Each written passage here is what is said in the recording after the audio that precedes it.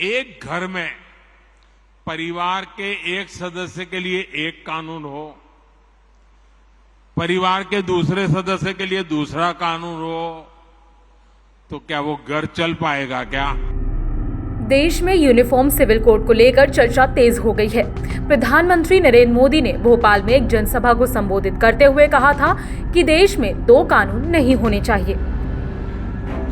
एक घर में परिवार के एक सदस्य के लिए एक कानून हो, परिवार के दूसरे सदस्य के लिए दूसरा कानून हो, तो क्या वो घर चल पाएगा क्या?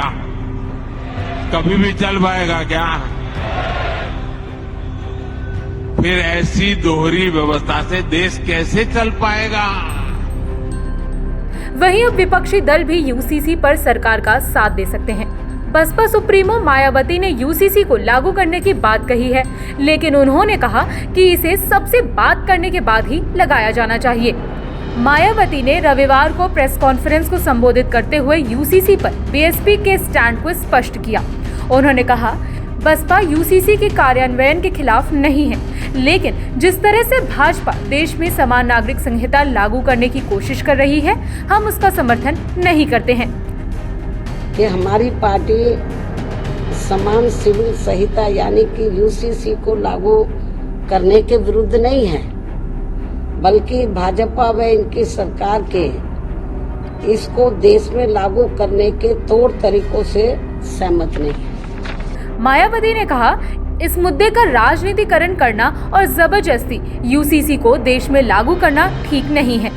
मायावती ने कहा, भारत में हिंदू, मुस्लिम, सिख, ईसाई, पारसी, बौद्ध समेत विभिन्न धर्मों को मानने वाले लोग रहते हैं और उनके अलग अलग रस्म और रिवाज हैं और इसे नजरअंदाज नहीं किया जा सकता।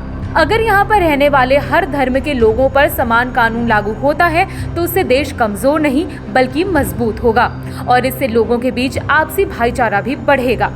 मायावती ने कहा, भारतीय संविधान की धारा 14 में यूसीसी को बनाने का जिक्र किया गया है। उन्होंने कहा कि सरकार यूसीसी को चर्चा का विषय बनाकर ध्यान भटकाने की राजनीति कर रही है और यूसीसी का उल्लेख पहले से ही संविधान में मौजूद है। वहीं यूसीसी पर सबसे पहले आम आदमी पार्टी ने अपना समर्थन दिया था।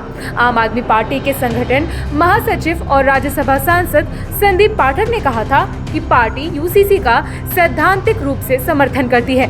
उन्होंने कहा कि संविधान के अनुच्छेद 44 में भी कहा गया है कि देश में समान नागरिक संहिता होनी चाहिए। शिवसेना भी यूसीसी पर सरकार का समर्थन कर सकती है।